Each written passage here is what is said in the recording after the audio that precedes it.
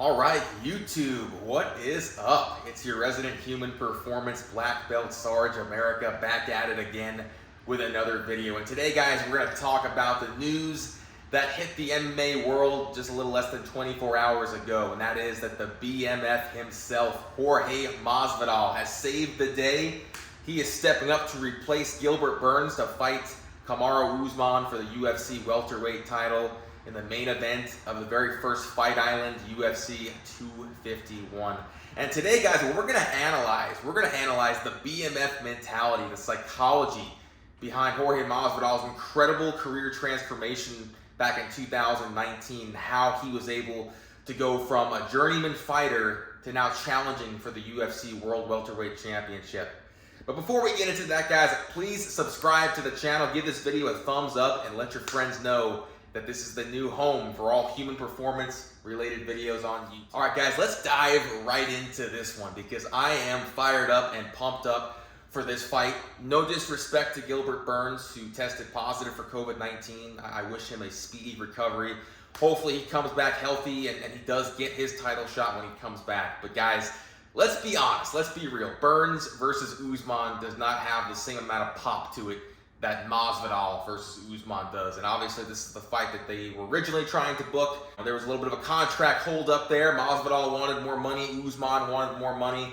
Nevertheless, guys, we're finally getting this matchup. But I want to talk about the incredible career transformation that we've seen from Jorge Masvidal, because here's a perfect example of somebody that it took 16 years of grinding, 16 years starting out fighting in the streets. You know, he was fighting on YouTube with Kimbo Slice. Remember those days? And you know, he grinded from there, made his professional debut in 2003, and had some very, very tough fights throughout those 16 years. Had a very up and down career, had some wins, had some losses, but really, guys, he was never somebody that we looked to and said, you know what, there's going to be a champion.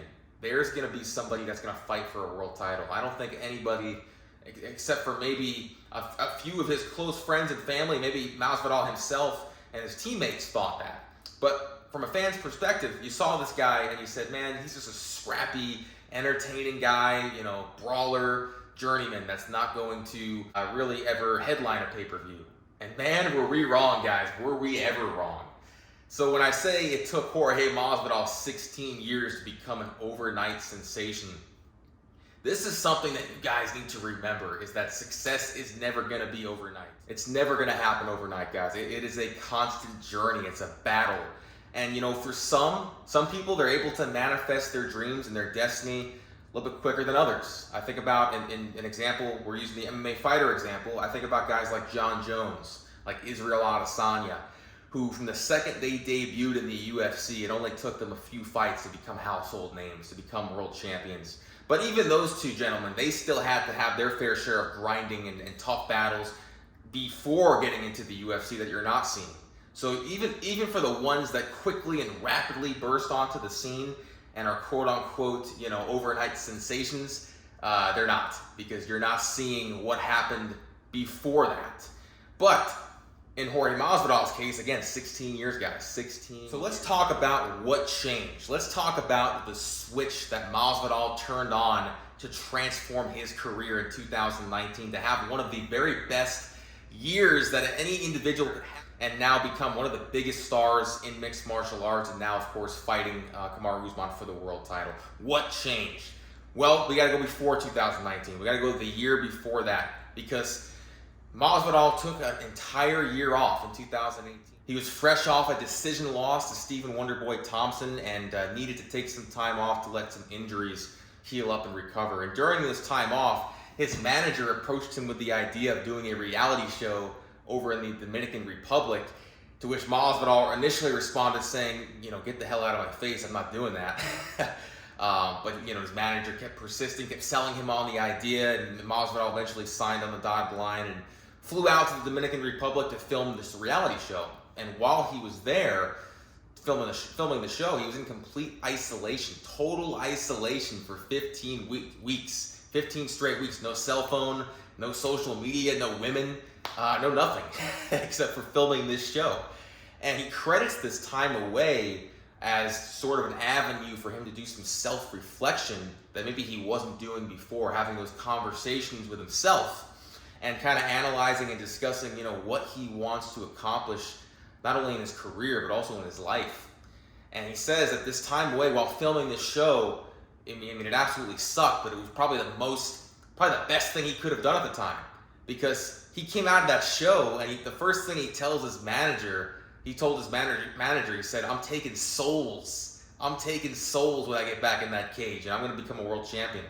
And now he's in a position to do just that. Obviously, he had a phenomenal 2019, knocks out Darren Till, has the fastest knockout in history over Ben Askren, has the BMF belt title fight with Nate Diaz where The Rock put the belt on him.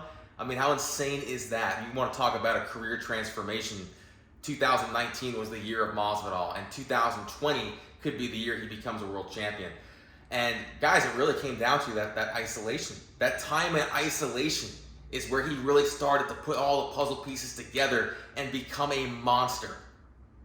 Now you might be asking yourself, man, that sounds awesome, that sounds great, but how do I do that in my job or my career? How do I mimic Jorge Masvidal if I can't take a year off? I don't have the luxury to take a year off.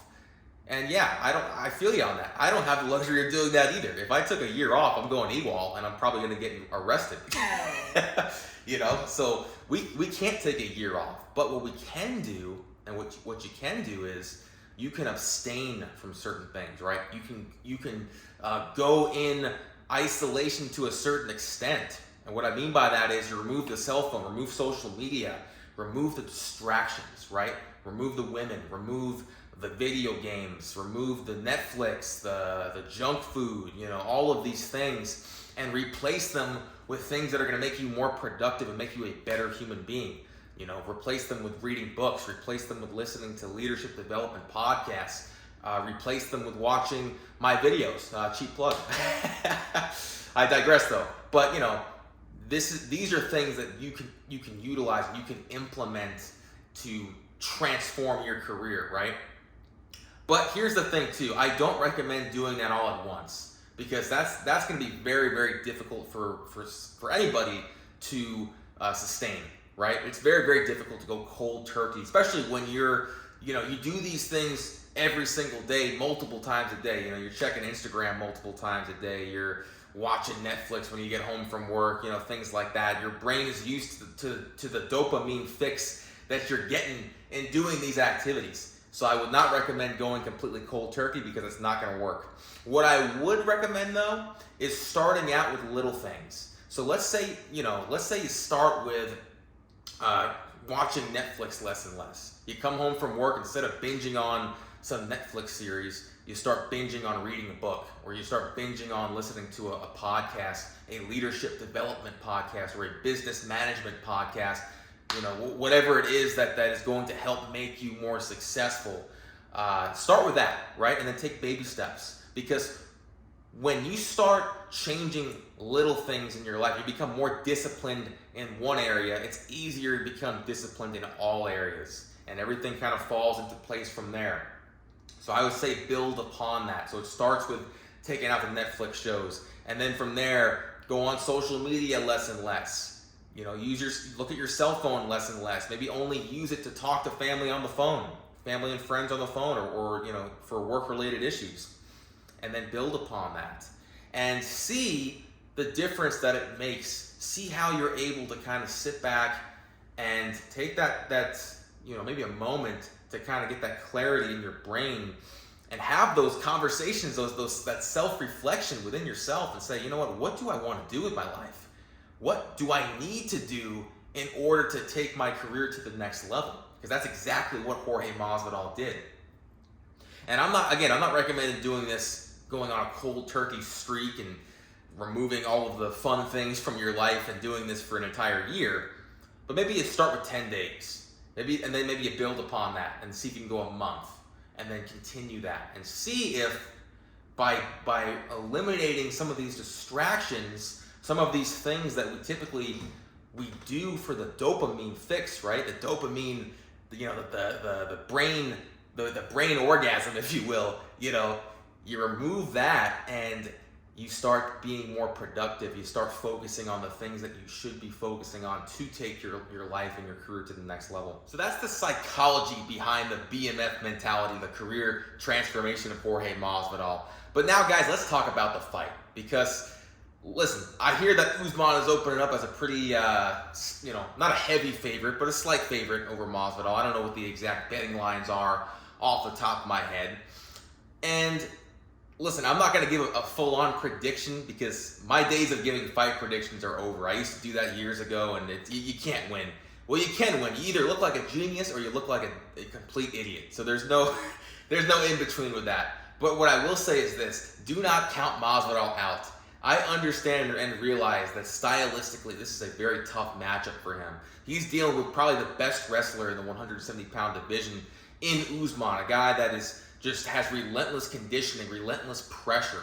And when he brings guys to the floor, they usually don't get back up. So Masvidal typically has problems with fighters like that. Unless your name is Ben Askren, of course, and you get knocked out in about 4 or 5 seconds trying to shoot for a takedown.